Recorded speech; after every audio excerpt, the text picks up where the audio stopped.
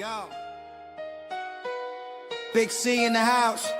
You know the name. Fin Posse Podcast. Changing the game. Fins up high. Feel the aqua and orange. Miami Heat blazing. We scorching the floor. Marino the tour. We stacking the saga. Legacy deep, call it football nirvana. Big C, break it down, got the stats in his veins. Play-by-play knowledge like he's calling the chains. Fins flying on the field, opponents feel the blast. Tyreek cheetah speed, leaving DBs in the past. Waddle with the wiggle, defense with the clamp. Aqua drip so clean, whole squash the champ. Tune in, Big C, got the mic on lock. Fin Posse Podcast, it's the cream of the crop. Breaking news, hot takes, repping the block. For the Dolphin faithful, it's the one-stop shop. Fin Posse. We the voice of the fans. Miami stand tall, got the world in our hands. Best podcast, yo, ain't no debate. Big C, big vibes, setting it straight.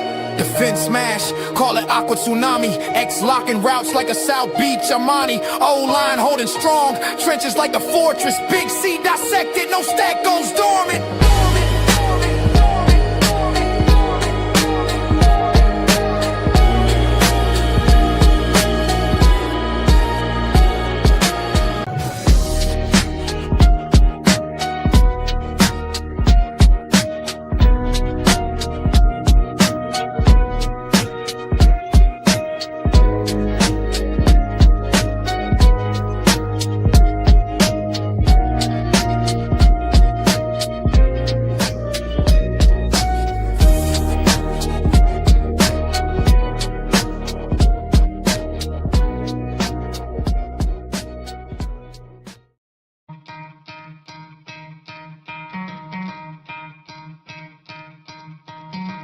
Try to play, but you're never gonna beat me. Look the other way, what I'm doing ain't easy. Bloody hands stained from the people who deceive me. Muddy hands break through the chains, go free me. Looking for change, looking for pain. Pulling a mob, pushing a train. I'll never stop, stick to a lane. Pick up the pieces and go rearrange. I'll be the best above all the rest, put me to the top. What up, Fin fans? Welcome to another episode of the Fin Posse Podcast. I'm your host, Big C, and this is brought to you by Game Changers Media. How is everyone doing this morning? Good morning. Chef Jew, what's up, brother? What's up? Appreciate you stopping by. Another week of Miami Dolphins football rapidly approaching. The drama never stops with this franchise. Tua Tagovailoa press conference, everybody making a big deal about Tua injured again. You know, let the clickbait begin. You know, at this point in the NFL season, most NFL players are dealing with some sort of injury. The NFL is a very physical sport. Football is a very physical sport, and everybody's going to be dinged up. You know, Tua's dealing with a hip issue, a thumb issue. But the fact is, Tua's played pretty good football up to this point. Obviously, a lot to be desired as far as that clutch gene. He's not been able to get things done at the end of football games, not able to help us pull out the W's. But for the most part, Tua's played decent football. Definitely good enough football to win football games. And people will deny that. People will argue that. But if the stats don't lie. Again, Tua has failed when we've needed him the most. Without a shadow of a doubt, he's failed when we've needed him the most. What up, Sean? What up? How you doing this morning? Good morning. So, again, Tua is not the answer at quarterback. I'm not protecting the guy, but we gotta be real, and we gotta tell the truth. Tua's played decent football. Is there room for improvement? Absolutely. Has he failed when we've needed him most? Absolutely. But as far as stats, as far as turning the ball over, as far as completion rate, passer rating, he's been pretty decent. He's been pretty decent. Now, the main issues with this football team continue to be in the trenches, the offensive line, defensive line. Offensive lines are not allowing us to run the football. Defensive line has been non-existent. There's no stopping of the run for this football team whatsoever. We are dead last when it comes to stopping the run. Dead last. So is the Miami Dolphins season over sitting at 1-4? No, it's not. Technically, it's not. 3 teams have came back from 1-5 starts. 3 teams have came back from 1-5 starts. So even if we were to lose to the Chargers this week, and the Chargers, their backs are up against the ropes as well. A game that we absolutely thought would be a loss to the Los Angeles Chargers at the beginning of the season now is a very winnable game. Does that mean the Miami Dolphins come out and win the football game? No, it doesn't. No, it doesn't.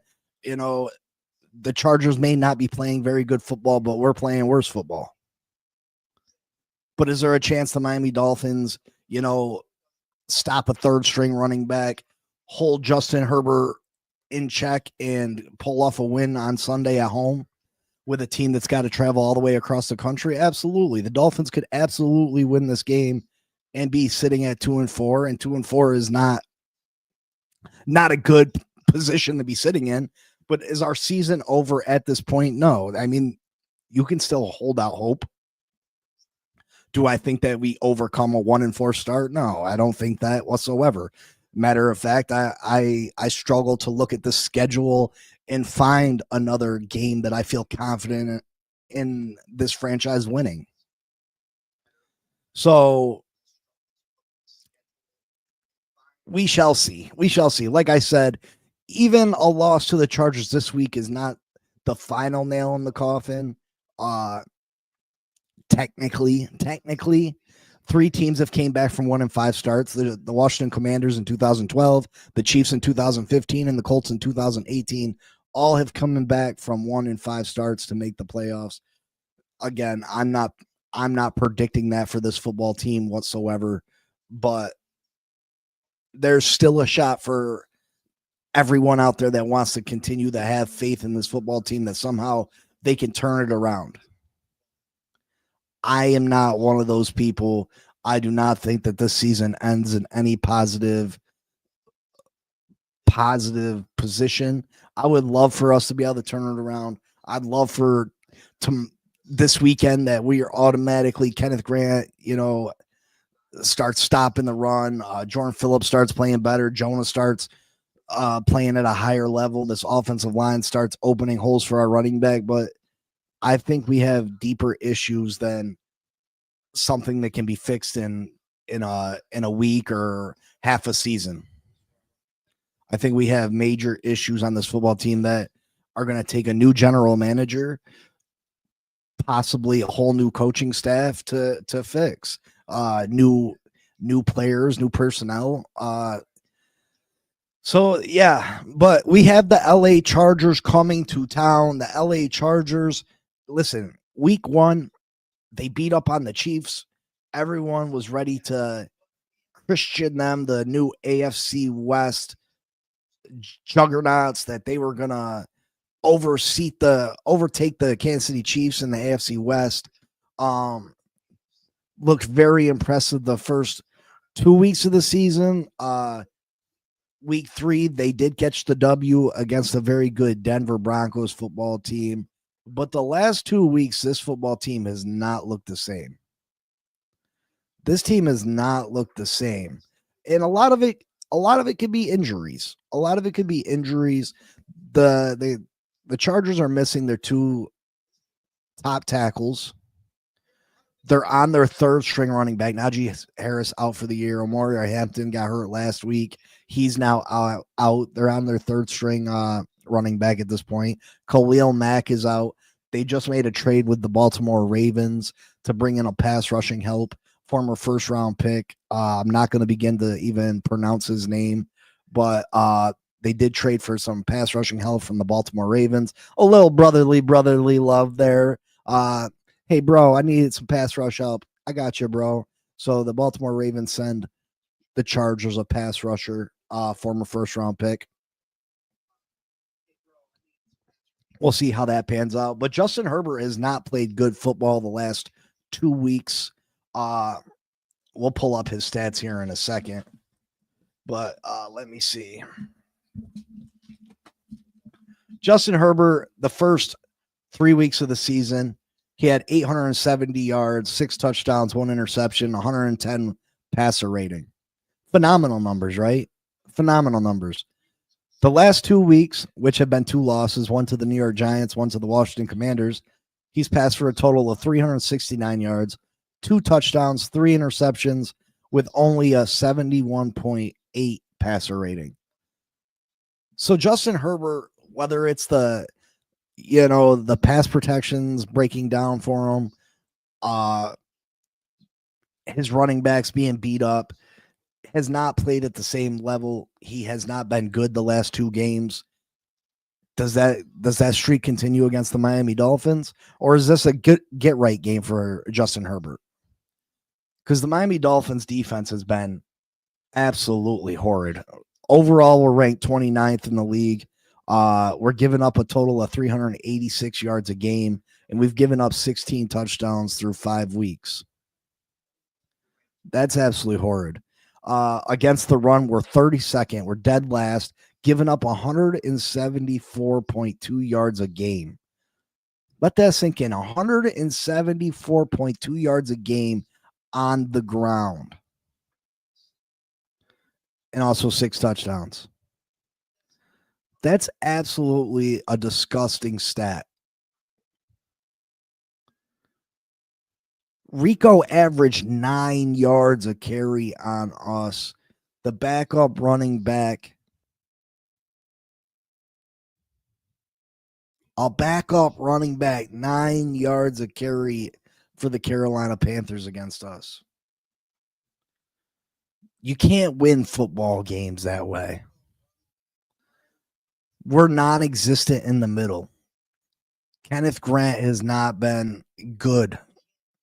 Jordan Phillips has not been good. Zach Sealer has not been good. And I think none of those 3 guys, Jordan Phillips, Kenneth Grant, will they eventually become great nose tackles? Who knows? I think they'll become very good defensive linemen. But as far as a straight nose tackle, a zero tech, I don't know if those 2 guys are ever going to be great at that position. Yeah, Zach was never a straight up nose tackle. And at this point, I would give Zeke Biggers a try. Zeke Biggers is a true nose tackle. Mike McDaniel was asked about Zeke Biggers possibly be given an opportunity, and he said that Zeke Biggers is too one-dimensional. That Zeke Biggers is very good against the run, but not very good against the pass. But my opinion on that is, what's Jordan Phillips or Kenneth Grant really done against the pass? Or situational football. At least have Zeke Biggers in there on first down.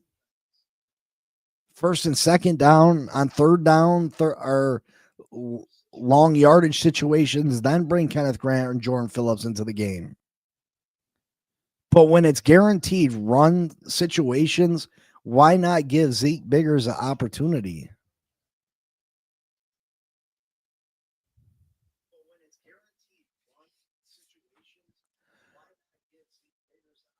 And that's why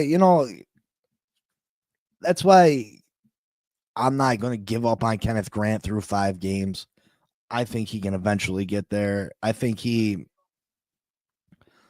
can be every bit as good as Christian Wilkins eventually, if not better. If not better. But I know that we're not going to find any type of success allowing 9 yards a carry. It's just not going to happen. Giving up 174 yards a game on the ground is not a recipe for success. You're not going to win very many football games like that. And then on the other side of the football, you know, you got Jonah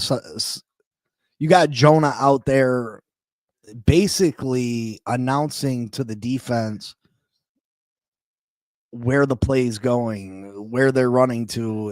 He's positioning his body. He's giving the play away by how he positions himself. And defenses are seeing that. Jonah has not been very good. Again, I'm not willing to write him off after 5 games. Look at Patrick Paul last year. Patrick Paul was not very good in limited opportunities last year. Patrick Paul wasn't very good. Look at him this year. He's been one of our best players.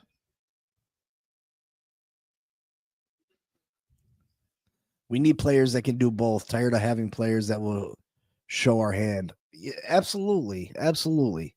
And we have a lot of work to do on this roster. There's a lot of work to do. Again, the season's not over with. You're telling me there's a chance. Listen, there is a chance that somehow, some way, something happens and the Miami Dolphins get on a roll. A roll, not a row, a roll. There's a chance. The Miami Dolphins have done it in previous years. Do I think that this team goes on a roll? And if you look at the schedule ahead, it's not that imposing. It's not that imposing. We have the Chargers. We got the Browns. We got Atlanta. None of those games scare me. We got Baltimore. How healthy is Baltimore going to be by the time we face up against them? I mean, if Lamar Jackson's playing and they're healthy, yeah, that's a L for sure. But if we play the Baltimore Ravens, how they're looking right now, I'm not scared of them. And then Buffalo, obviously Buffalo is the elite team in this division, although the Patriots did knock them back a step.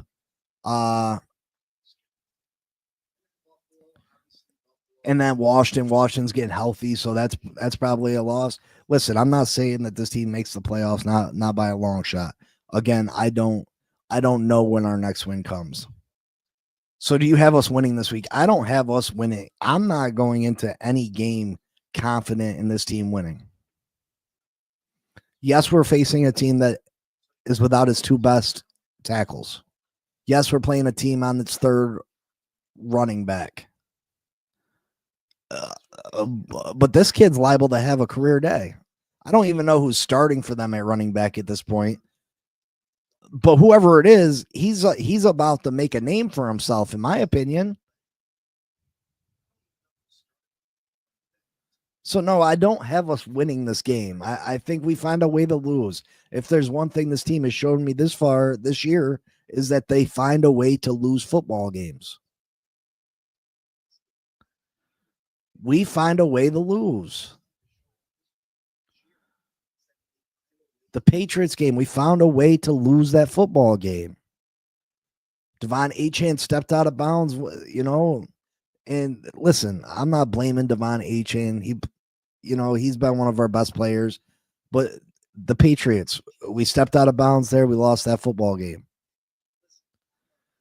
The Buffalo Bills, we roughed the punter, give Josh Allen a second opportunity to get a touchdown on that drive, and then Tua comes down and throws the interception. We found a way to lose that Buffalo game. We had an opportunity to beat Buffalo in Buffalo, and we gave it away. Last week against Carolina, Tua hits Waddle deep for a touchdown, take a late lead. All we got to do is stop them one more time. Can't do it. Find a way to lose the game. This team is finding a way to lose.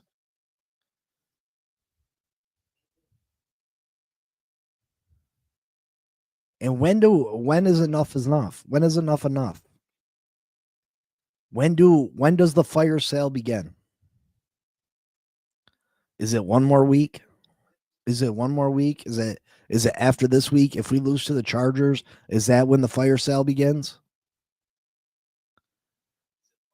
I just gave you the stat that there's 3 1-5 teams that all time have made the playoffs after starting 1-5. Do we have to fall to where we're absolutely 100% eliminated from playoff contention? Is that when it has to? Do we got to wait until that moment?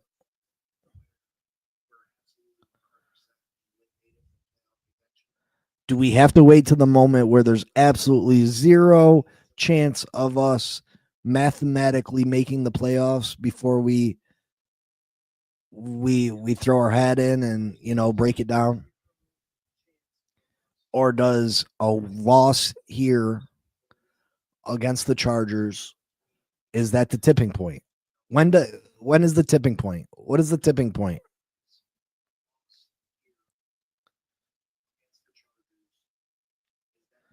Hassan Haskins. Well, a lot of people are going to learn about Hassan Haskins this weekend. I feel like.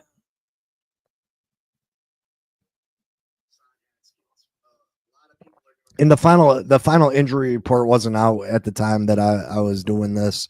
It should be out today, I'm pretty sure. So I'll hit you with that, guys, tomorrow, hopefully. Yeah, Hassan Haskins, I would pick him up in fantasy this week, DraftKings this week. Get it, find him, pick him up, because he's liable to go off. Again, the Miami Dolphins are giving up 174 yards a game on the ground.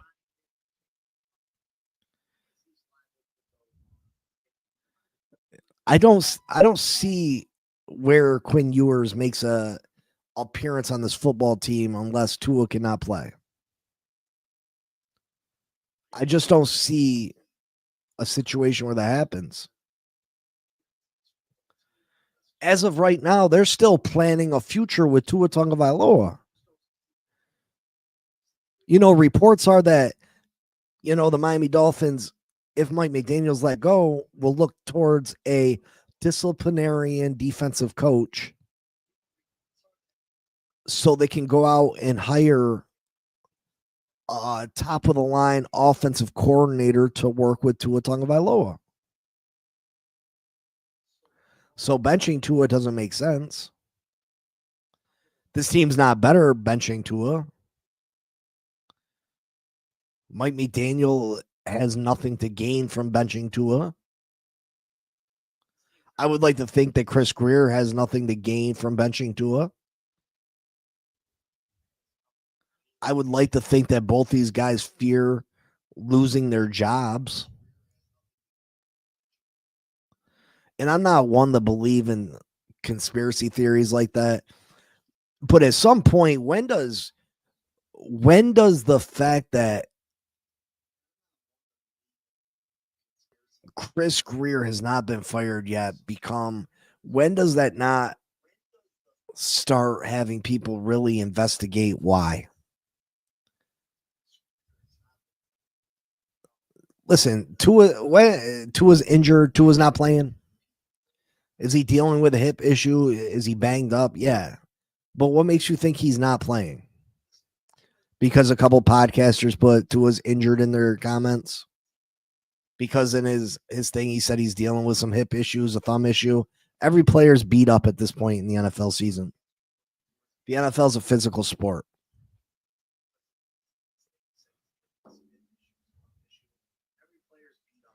And again, I don't know why you would think Quinn Ewers would get an opportunity. We're talking about Zach Wilson.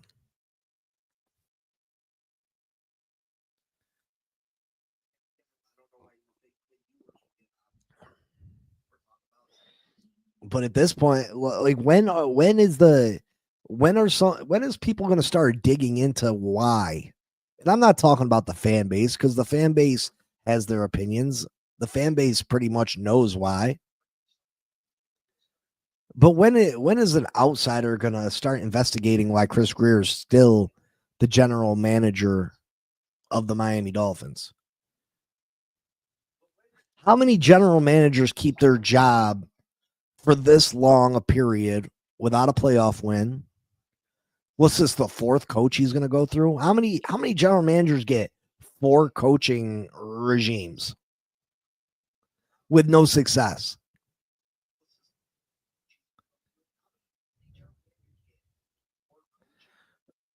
Miller, why would you hold out hope that your quarterback gets hurt? Don't do that. Don't do that. That's an ugly way to look, brother. But what general manager? Tell me one in sports history. One in sports history that has had the multiple rebuilds that Chris Greer has been responsible for, the multiple draft busts that Chris Greer has been responsible for, the multiple head coaching failures that he's been responsible for, and the 0 playoff success that he's been responsible for, keep their job for this long. Tell me which one. Name one.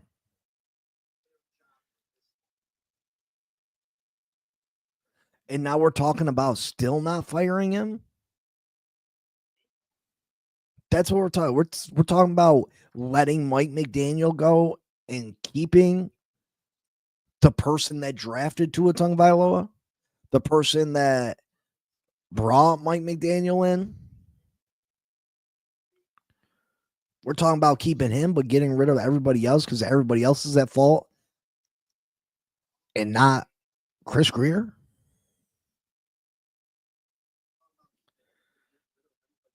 I mean, why wouldn't you, Dean, why wouldn't you, a GM want to come to Miami?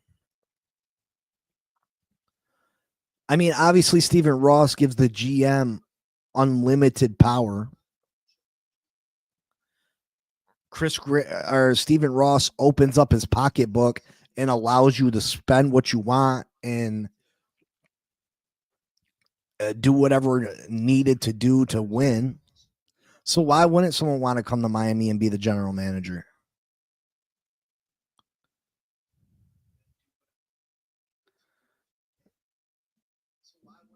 The Chargers are playing in Miami this week, but I got the Chargers winning. I don't see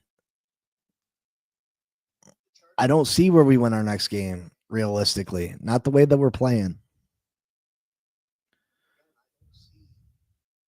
I mean, I would think that this is a very attractive job to potential general managers. You have an owner that is willing to spend whatever a dollar amount needed to win football games. It's Miami, right? It's beautiful weather. If you're single, beautiful women. You know what I mean?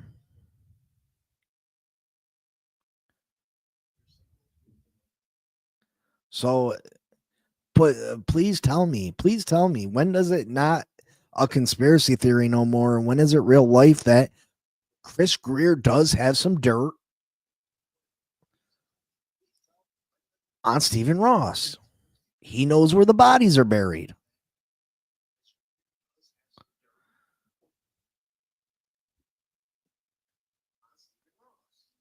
Do you have hope, Dean? I don't think at this point a win does anything to help make fans a believer again.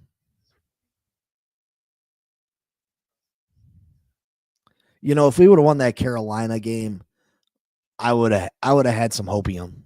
I would have had some.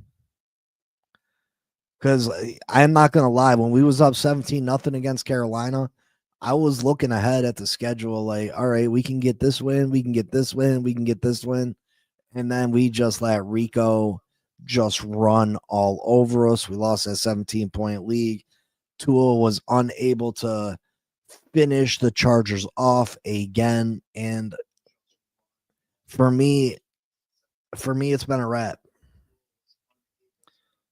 But again, for those fans out there that want to be super positive, I'm not trying to rain on your parade. It's possible. It's absolutely possible. The Miami Dolphins, what did they start last year? 2-6. They ended up finishing the season 6-3. So the Miami Dolphins can go on a run. What did that Brian Flores team start out at? I don't have the numbers right here in front of me, but I'm pretty sure it was 1 in something, and we ended up winning a bunch of games late to give ourselves an opportunity. So it's not unheard of that a team goes on a lengthy winning streak and gets themselves back in the race. I just don't see this team. This team's got bigger holes than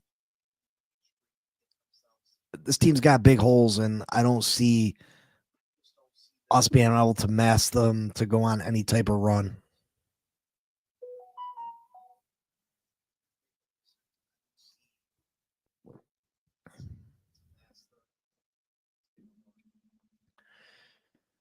Only the real survive. Listen, he certainly hasn't proven it. He has the talent to do it.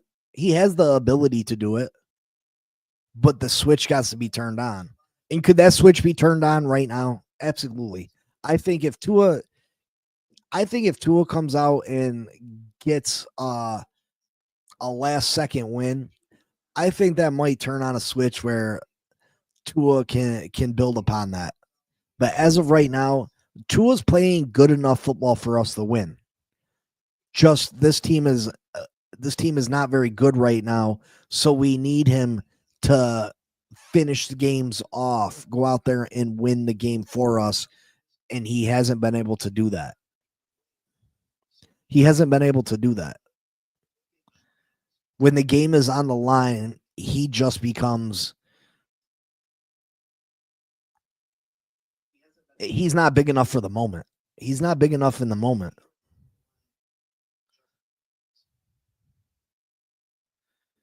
I mean, he says some reckless stuff on the podium. He does. Like he just doesn't care enough about the game of football. But I think physically, can Tua throw that pass? That pass that he missed the Waddle last week when he was wide open and that Waddle had to deflect. Tua can make that pass. We've seen him do it a million times. Tua couldn't complete that pass, and then we have a first down.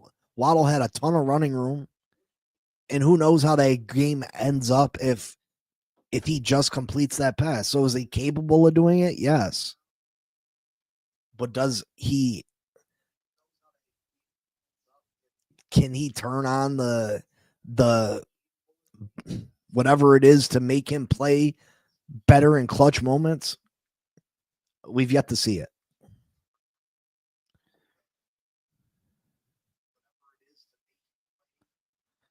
Bonnie says she still gives us a 1% chance of making a run. And listen, Bonnie, I can't blame you for that. Because deep down inside me, you know what I mean? I want to have that. I just can't. I can't take it. I mean, Cap, he absolutely has been missing a lot more passes that we're used to Tua completing. And I think it might be the hip. I really do. Has Tua's play regressed? Yes, absolutely, 100%. And I really do think it might be the hip.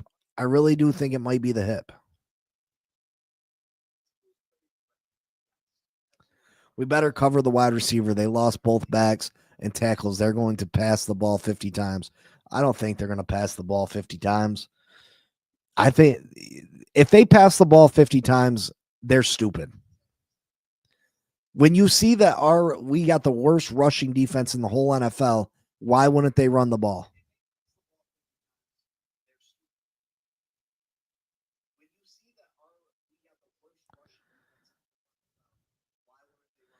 But I feel like that hip injury is coming back to bite Tua Tagovailoa. And we knew we knew this was a possibility when we drafted Tua.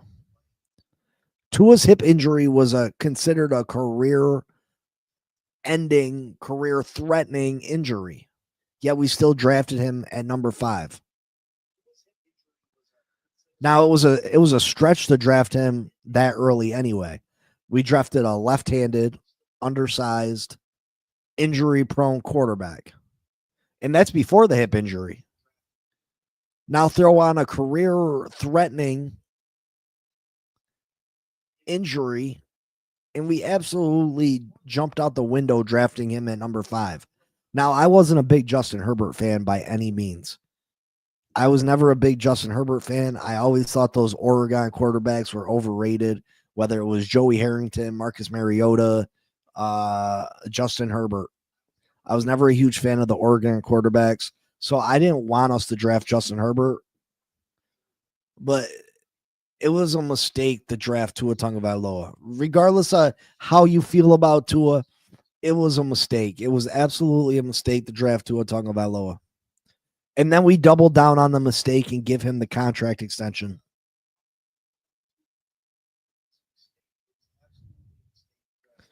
Herbert should beat us because he only beats bad teams. Well, let's take a look at, these two quarterbacks are always going to be linked, right? Because the Miami Dolphins selected Tua Tagovailoa 1 pick before Justin Herbert.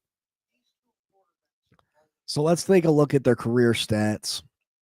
And then I got their head-to-head stats. Oh, let me see. Gonna make this bigger.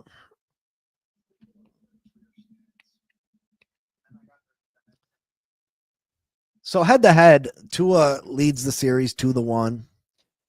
Overall stats, Tua's played in 69 games to Herbert's 84.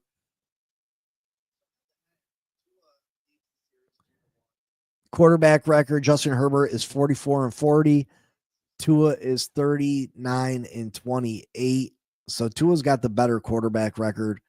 Completion percentage, Justin Herbert 66.4, Tua 68.3. Passing yards a game, our passing yards, Herbert's got 22,322 yards. Tua just over 16,500.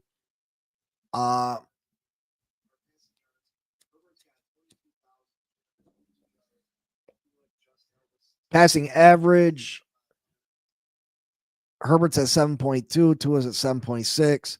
Yards per game, Herbert at 265. Tua at 239. Passing touchdowns, Herbert 145, Tua 110. Interceptions, Herbert 49, Tua 48. Passer rating, Tua has the higher passer rating, 98.1.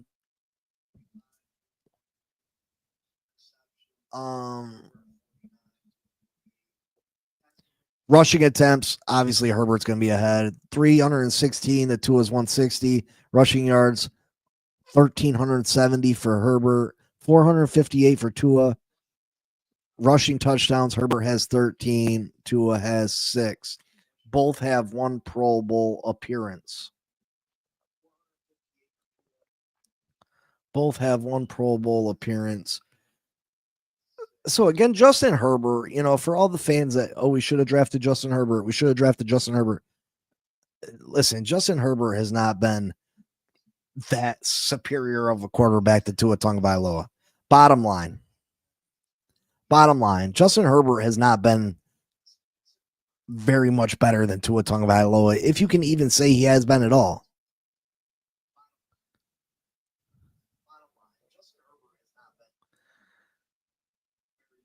Nah, Tua didn't have a hip replacement. So Justin Herbert is not this god that people want to make him out to be. Would he have been more successful in Miami? I don't know about that. People act like, well, Tua's had the better weapons. Well, Justin Herbert hasn't had scrubs. Justin Herbert came into a team that had Keenan Allen, Austin Eckler. He's had weapons also. So the whole thing, well, we should have drafted Justin Herbert. We should have drafted, I don't think we should have drafted either of those quarterbacks, to be honest.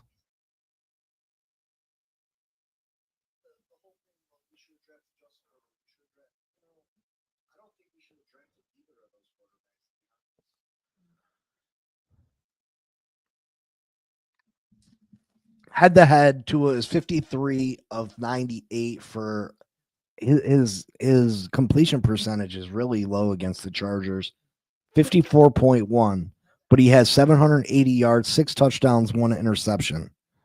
Head to head, Herbert is 82 of 116. completing 70% of his passes for only 783 yards. So he has 3 more passing yards than Tua. 4 touchdowns, 1 interception. 2 fewer passing touchdowns in the 3 matchups, but Herbert has had 2 rushing touchdowns in those games. So both have been responsible for 6 touchdowns and 1 interception.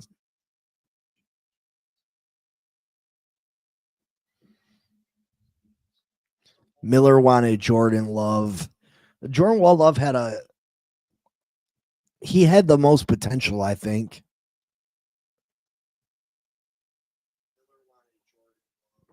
Herbert is 3-18 against teams that make the playoffs coming into this year. See, Herbert is a more physically gifted Tua Tagovailoa. I mean, they both struggle when the pressure's on. They both can't beat good teams. They both have had no playoff success. Herbert has been a bust too, in my opinion. Herbert hasn't lived up to the hype. Herbert hasn't lived up to the number 6 overall pick.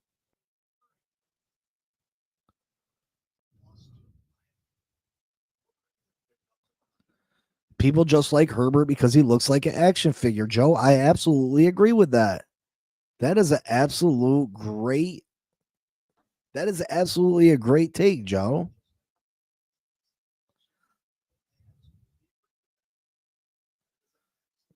That's a great take, 100%. People are in love with the fact that he looks the part. But in reality, he hasn't produced anything more than Tua Tagovailoa has. He has a worse winning percentage than Tua Tagovailoa.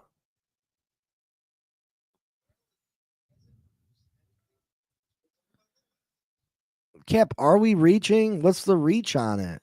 What has Justin Herbert ever done? What has Herbert done?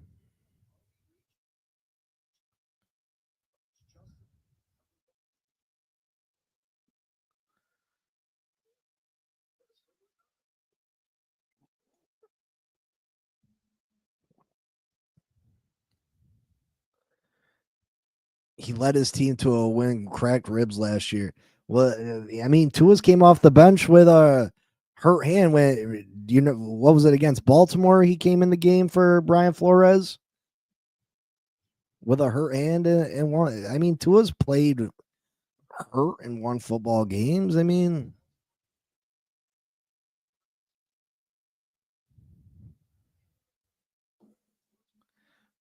I don't want to take Trevor Lawrence neither. Why? Because Trevor Lawrence had a good game against the Chiefs last week.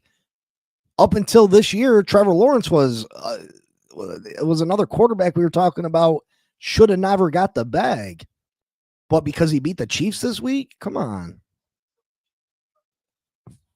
We talking Trevor Lawrence now? Come on.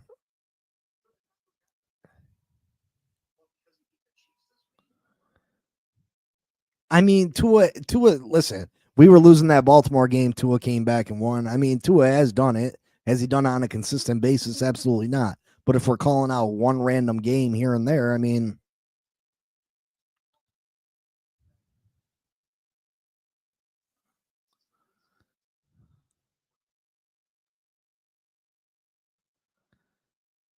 so Tua's not starting this week?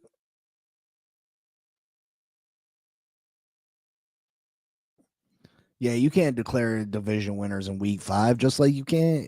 That's crazy.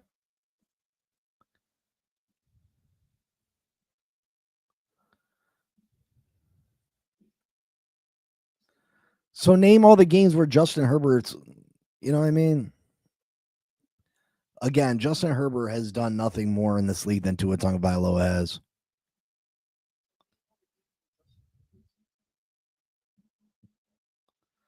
Justin Herbert is no better, has done nothing more in this league than Tua.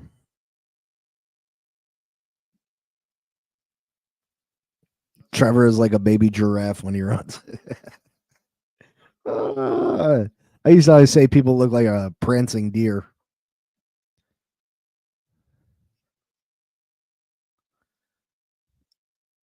Okay, but what does only the real survive? What does that equate to? Sure, Justin Herbert's gonna do things on a physical level that Tua isn't capable of doing, but in the end, at the end of the day, the results are the same. They're both sitting home when the games, when the playoffs are taking place.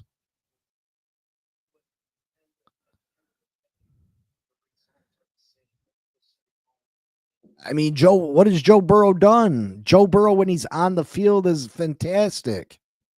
But Joe Burrow is an injury prone quarterback.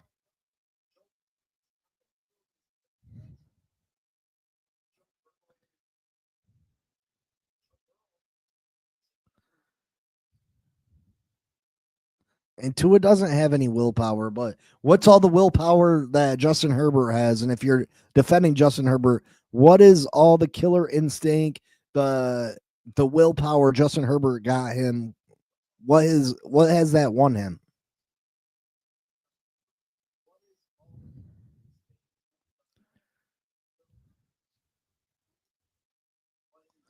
Burrow one play away from a ring. Come on, stop it. Okay, so they had one great year. Is that worth the number one overall pick? Because he's been injury prone since. I mean, is he not an injury prone quarterback? Is that statement not true?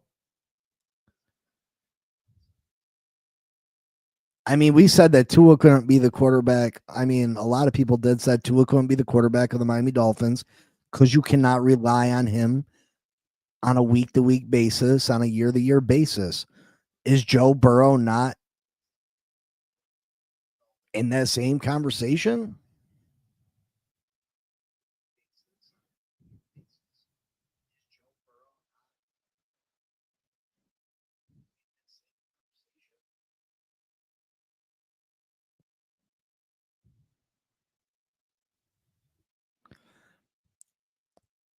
I think it's a lack of,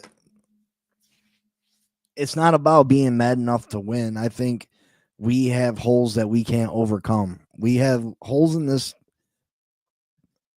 roster that we can't overcome. Joe has been to a Super Bowl, so I will give him credit to that. I will give him credit for that. But again, if you don't play, if you can't play on a consistent basis, is that one Super Bowl enough?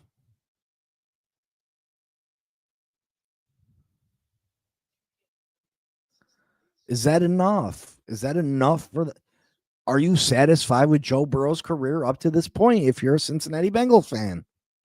Yes, you made a Super Bowl appearance, but you're expecting multiple Super Bowl appearances. I'm not, listen, Joe Burrow is a fantastic talent, but to say he's not injury prone or to ignore the fact because he went to a Super Bowl, that's not okay. So if the Dolphins would have went to the Super Bowl in 2023, everything else Tua's done in his career is okay.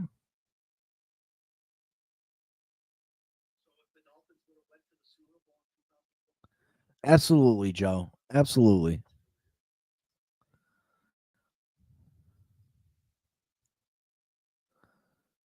And listen, I'm not saying that Joe Burrow's not a better quarterback than Tua Tagovailoa. Obviously, when the two are on the field, you know what I mean? But guess what?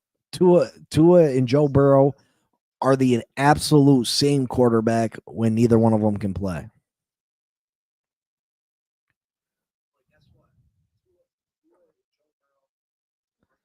Notice how Herbert is trash without an O line.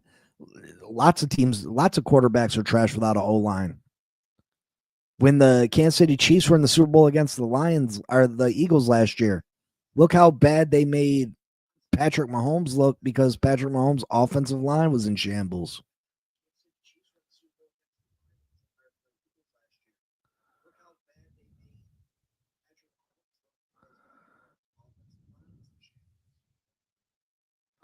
Let's rank Tua's draft class.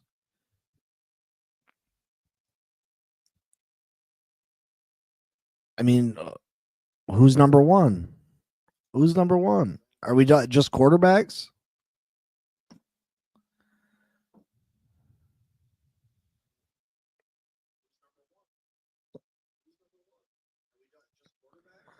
Again, Miller, this is a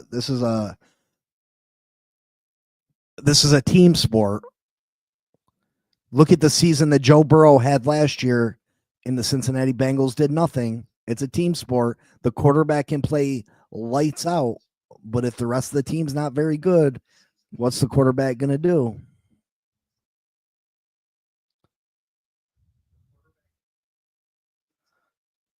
I mean, I'd have to look at the. Let me take a look at the draft.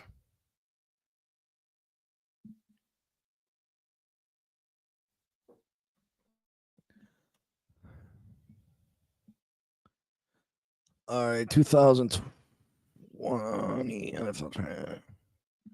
2020 NFL draft.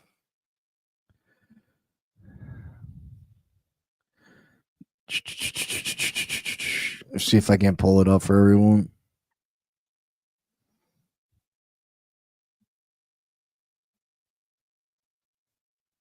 Oh, damn it. All right.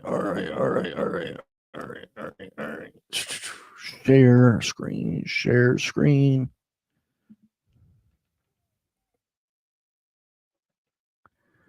Share.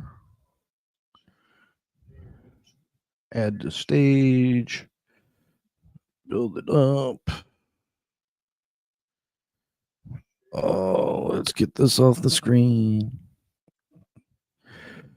All right. Yeah, Joe Burrow, Chase Young, who bust, Jeff Okodu, bust, Andrew Thomas, Tua Tagovailoa, Justin Herbert, Derek Brown, defensive tackle, Isaiah Simmons, C.J. Henderson, Jarrett Willis, Mekhi Becton, Henry Ruggs, Tristan Witt. What a terrible first round so far. A.J. Terrell, C.D. Lamb, Austin Jackson,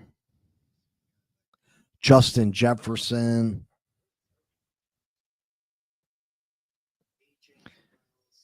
Brandon Ayuk, Jordan Love, Jordan Brooks, Patrick Queen, Noah, Clyde Edward-Helaire, T. Higgins, Jonathan Taylor,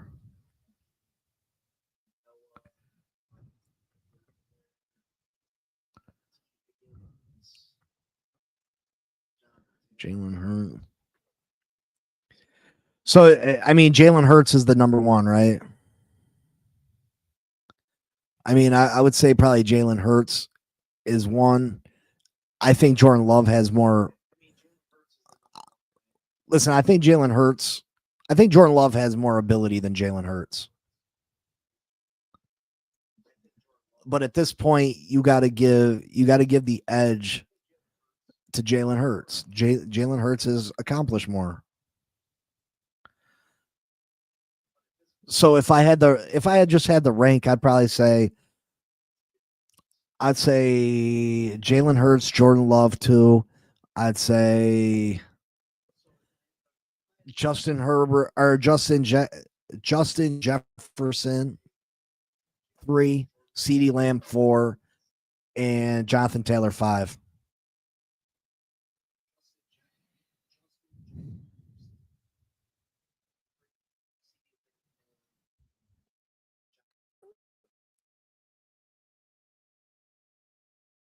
That'd be my 5. That'd be my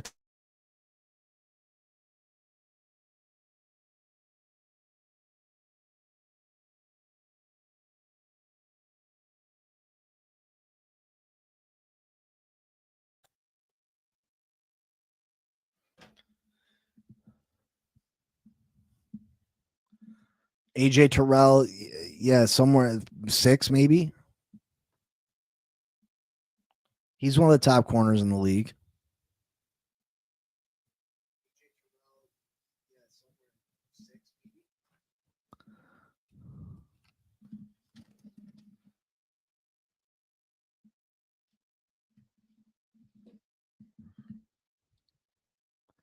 But bottom line, the Miami Dolphins have an opportunity to win this.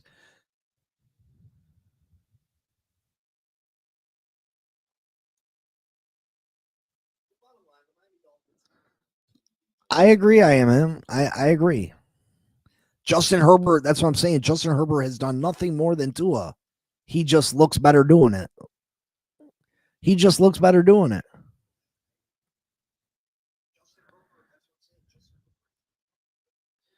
I've never been a Justin Herbert guy. I just, them Oregon quarterbacks don't do it for me. Joey Harrington, Marcus Mariota, Justin Herbert. I did not want us to draft Justin Herbert.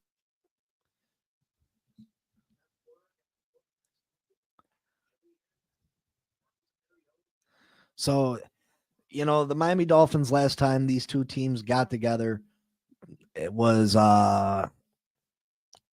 September 10th, 2023. The Dolphins won 36-34. Do the Dolphins have an opportunity to win this game? The Chargers come in with their backs against the ropes. They're stumbling right now. They have to move all the way across country to play Miami in Miami. Listen, the Miami Dolphins absolutely can win this game. The Chargers are on their third string running back. We need to stop the run. If we force Justin Herbert into beating us, Justin Herbert is liable to make a mistake. Justin Herbert is not an elite quarterback. We need Darren Waller we need to get him involved early and often and not go away from him. I know Darren Waller's knowledge of the playbook is probably limited, but Darren Waller, we need him to be in there more. We cannot give him 6 passes in the first half and then ignore him for the next 2.5 quarters. Continue to feed Darren Waller. Hopefully try to establish some kind of running game.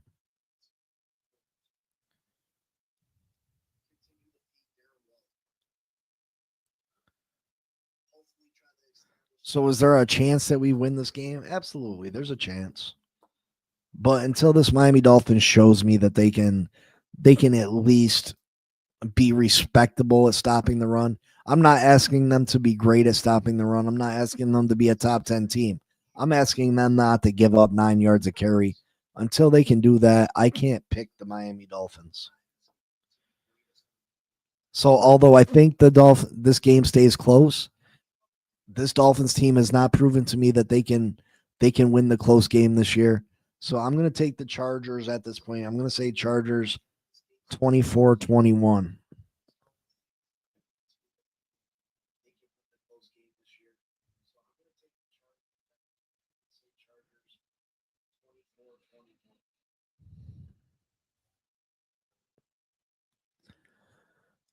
It's going to be a score for score type of game. Can Tua answer every time?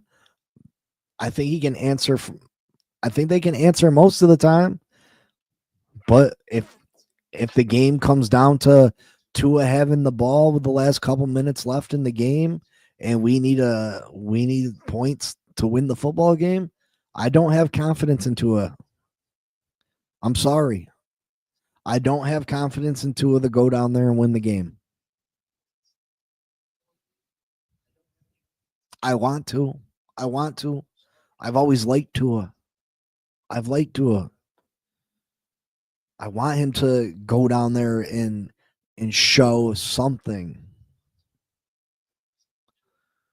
But at this point, I don't feel confident in it. I feel more confident that he will make a mistake and throw the. I think there's an 85% chance he throws the interception instead over the touchdown.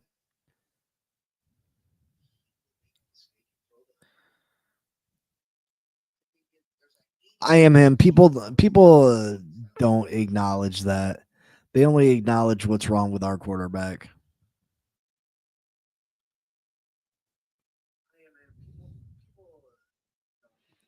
I agree, Cap. If we don't win on Sunday, heads need to roll. It needs to start this week. Can we please hit that like button for me? Please, please, please, please. Can we please hit that like button?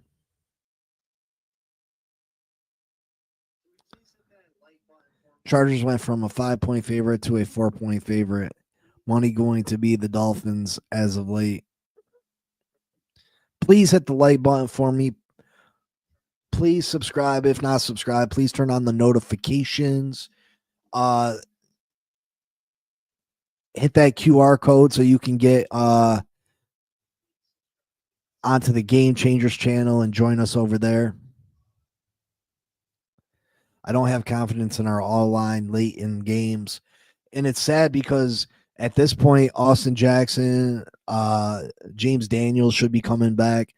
You know, that'd be a massive help. Could you imagine we'd be able to run to that right side of the line, but those guys aren't ready to come back. We'd be able to run to the right side of the field behind Austin Jackson and James Daniels.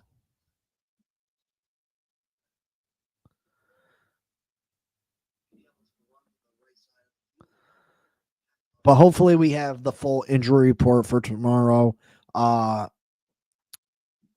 We'll talk about any news that pops up. We'll get into this game a little bit more. And we'll talk about some other games this weekend. Break down some other games this weekend. Talk about some bets that maybe you can make and put some dollars in your pocket. You know what I mean? But until then, I love you all. Make sure you hit that like button. I will see you guys all tomorrow. I appreciate you. You know what it is. Fins up forever and ever and ever. Here's to it. Probably another long weekend, but hey, we love our team, right? Fins up. Peace. Yo. Big C in the house. You know the name. Fin Posse Podcast. Changing the game. Fins up high. Feel the aqua and orange. Miami Heat blazing. We scorching the floor. We know the tour. We stacking the saga. Legacy deep, call it football nirvana. Big C, break it down, got the stats in his veins. Play-by-play knowledge like he's calling the chains. Fins flying on the field, opponents feel the blast. Tyreek cheetah speed, leaving DBs in the past. Waddle with the wiggle, defense with the clamp. Aqua drip so clean, whole squash the champ. Tune in, Big C, got the mic on lock. Fin Posse Podcast, it's the cream of the crop. Breaking news, hot takes, repping the block. For the Dolphin faithful, it's the one-stop shop. Fin Posse.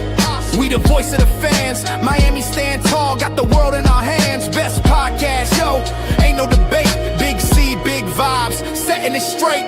Defense smash, call it Aqua Tsunami. X locking routes like a South Beach Armani. O-line holding strong, trenches like a fortress. Big C dissected, no stack goes dormant.